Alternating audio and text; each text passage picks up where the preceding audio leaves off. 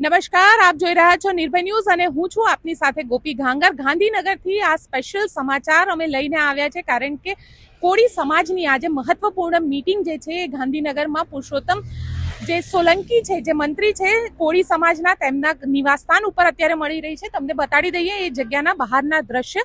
અત્યારે અમે મંત્રી નિવાસસ્થાન ઉપર છે અને અહીંયા આગળ જે લોકો આવી રહ્યા છે કોળી સમાજના લગભગ અત્યાર સુધીમાં 250 જેટલા આગેવાનો જે છે તે અહીંયા આગળ પહોંચી ચૂક્યા છે. અલગ અલગ વિસ્તારમાંથી, આખા સૌરાષ્ટ્રમાંથી અહીંયા આગળ કોળી સમાજના જે આગેવાનો છે તે પહોંચ્યા છે. સાથે સાથે આપને એ પણ જણાવી દઉં કે કોળી સમાજના અલગ અલગ જે નેતાઓ આવ્યા છે, હીરાભાઈ સોલંકી સાથે શિવાભાઈ ગોહિલથી લઈ અને એક્સ MLA સુધી, કારણ કે સર્વ પાર્ટીના કોળી સમાજના નેતાઓ અહીંયા પહોંચ્યા છે. ભાજપ હોય, કોંગ્રેસ હોય કે પછી આમ આદમી પાર્ટી હોય, આ બધાના જે કોળી સમાજના નેતાઓ છે તે અહીંયા આગળ પહોંચ્યા છે.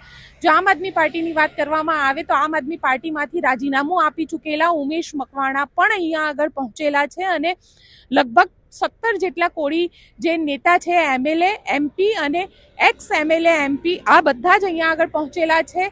તેઓની અત્યારે જે મીટિંગ છે એ પુરુષોત્તમ સોલંકીના નિવાસસ્થાન ઉપર થઈ રહી છે. પણ અમારી પાસે જે અત્યારે નવી અપડેટ આવી છે એ નવી અપડેટ પ્રમાણે જે મુખ્યમંત્રી કાર્યાલયમાં કોળી સમાજની મીટિંગ મળવાની હતી તેની જગ્યાએ હવે કોળી સમાજની આ જે મીટિંગ છે તે મુખ્યમંત્રી નિવાસસ્થાન ઉપર મળશે અને મુખ્યમંત્રી નિવાસસ્થાન ઉપર આ મીટિંગમાં જે કોળી સમાજના આગેવાનો છે તે આગેવાનોને અહીંયા આગળ મુખ્યમંત્રી દ્વારા મળવામાં આવશે, તેમની રજૂઆત કરવામાં આવશે. કારણ કે બગદાણાની અંદર જે રીતે નવનીતભાઈને મારવામાં આવ્યા હતા અને તેઓ અત્યારે હોસ્પિટલાઇઝ છે અને કોળી સમાજના અલગ અલગ આગેવાનો જે છે એ અલગ અલગ આગેવાનો પણ સતત તેમને મળવા માટે ત્યાં આગળ પહોંચી રહ્યા હતા અને ગઈકાલે તેમના દ્વારા એક આરોપ લગાવવામાં આવ્યો કે તેમના દીકરાને ધમકી આપવામાં આવે છે, પોલીસ દ્વારા ધમકી આપવામાં આવે છે. સાથે સાથે CCTV ફૂટેજને લઈને પણ ઘણા બધા સવાલ ઊભા થયા છે.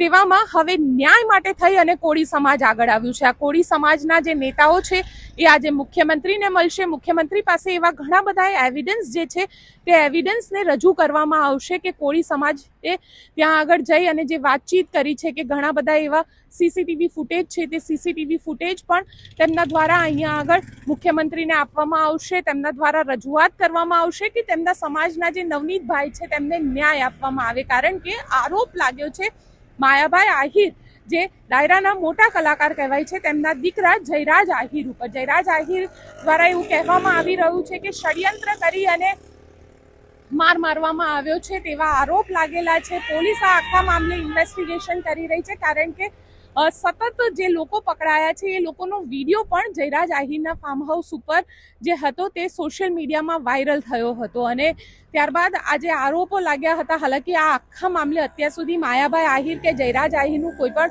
પ્રકારનું, જે જયરાજ આહિરનું પહેલા દિવસે તેમને નિવેદન આપ્યું હતું કે તેમનું આમાં ઇન્વોલ્વમેન્ટ નથી, પણ જે ફોન કોલ કરવામાં આવ્યો હતો ત્યારબાદ નવનીતભાઈને મારવામાં આવ્યો તેના ઉપર કોઈ પણ પ્રકારનું નિવેદન જયરાજ આહિર દ્વારા હજી સુધી નથી આપવામાં આવ્યું અને માયાભાઈ આહિર પણ આ આખા મામલે કશું જ નથી બોલ્યા. એટલે હવે આખા મામલે ઇન્વેસ્ટિગેશનને લઈ અને આજે કોળી સમાજના નેતાઓ છે એ ન્યાય માટે, કોળી સમાજના ન્યાય માટે અહીંયા આગળ ભેગા થયા છે. કારણ કે ગુજરાતની વાત કરવામાં આવે તો ગુજરાતમાં લગભગ 45% જેટલો કોળી સમાજ છે અને કોળી સમાજ જો ધારે તો કોઈ સરકારમાં પાર્ટીને લાવી પણ શકે છે અને હરાવી પણ શકે છે. એટલે કોળી સમાજ જે છે પોતાનું રાજકીય વર્ચસ્વ બતાડવાનો પણ એક પ્રયત્ન કરી રહ્યા છે. બધા જ પાર્ટીના નેતાઓ અહીંયા આગળ મળેલા છે, જેની અંદર કોંગ્રેસ હોય કે આમ આદમી પાર્ટી હોય કે ભારતીય જનતા પાર્ટી હોય.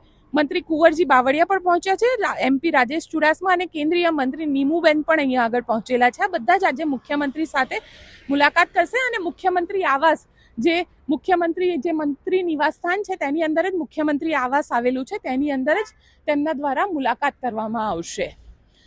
આપને અમારો રિપોર્ટ કેવો લાગ્યો કોમેન્ટ બોક્સમાં ચોક્કસથી લખીને જણાવજો અને અમારી ચેનલ નિર્ભય ન્યૂઝને લાઇક, શેર અને સબસ્ક્રાઇબ કરવાનું ભૂલશો નહીં. આભાર.